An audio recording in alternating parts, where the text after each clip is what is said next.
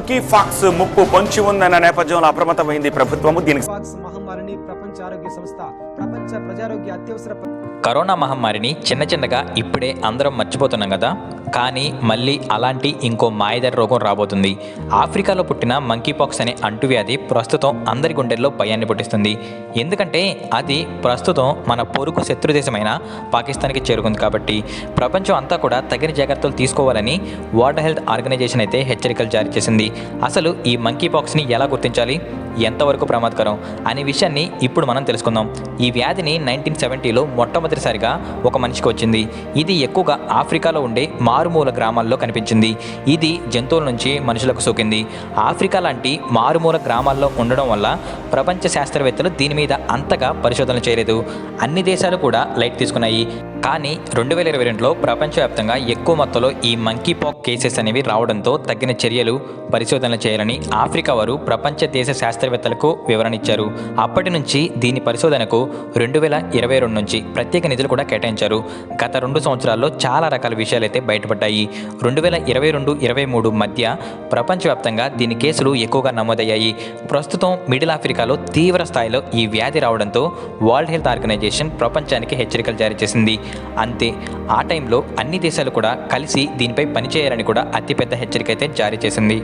మనం అసలు ఈ వ్యాధి కోసం ఎందుకింత చింతపడాలంటే ప్రస్తుతం అలాంటి పరిస్థితుల్లోనే మనం ఉన్నామని చెప్పాలి. ఈ వ్యాధి 2 వేరియంట్లుగా ఉంది. క్లేడ్ 1, క్లేడ్ 2గా ఉంది. ఇందులో క్లేడ్ 1 ఎక్కువ ఆరోగ్య సమస్యలను క్రియేట్ చేస్తుంది. ఎందుకంటే దీనివల్ల ఊపిరి అందకపోవడం, బ్యాక్టీరియా, న్యూమోనియా లాంటి సమస్యలు వచ్చేలాగా చేస్తుంది. ఈ వేరియంట్లో 10% వరకు మనిషి చనిపోవడానికి అయితే ఛాన్స్ ఉంది. నెక్స్ట్ క్లేడ్ 2, ఇందులో చనిపోవడానికి 1% కన్నా తక్కువ ఛాన్సే ఉంది.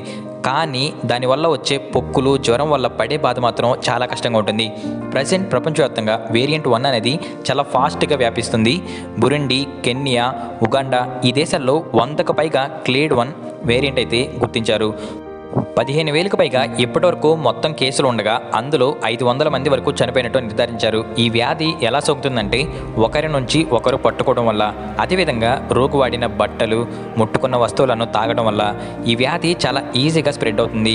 ఒకవేళ ఈ వ్యాధి వచ్చిన జంతువులను తాకినా కూడా మనకు ఆ వ్యాధి వచ్చే అవకాశం ఉంది. ఇది సోకిన 21 రోజులకు దీని లక్షణాలు అయితే మనకి కనిపిస్తాయి.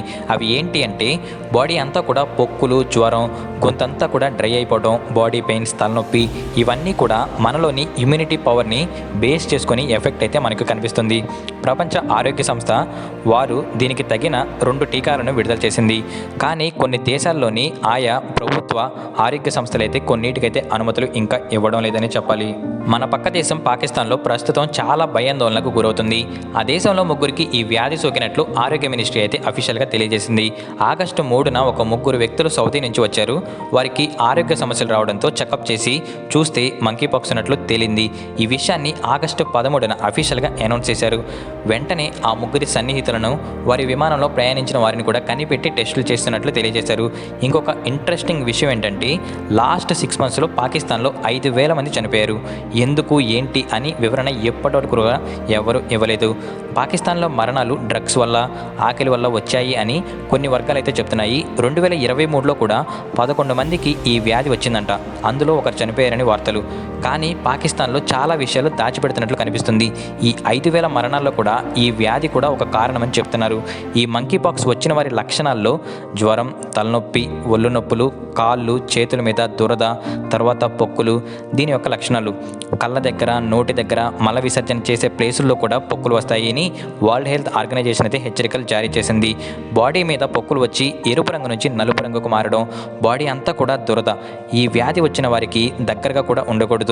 వారు ఉపయోగించిన ఇవి ఏవి కూడా టచ్ చేయకూడదు. 6 అడుగుల దగ్గరలో ఉన్నా కూడా ఈ వ్యాధి వచ్చే అవకాశం ఉందంటూ వరల్డ్ హెల్త్ ఆర్గనైజేషన్ అయితే అందరికీ కూడా హెచ్చరికలు జారీ చేస్తుంది.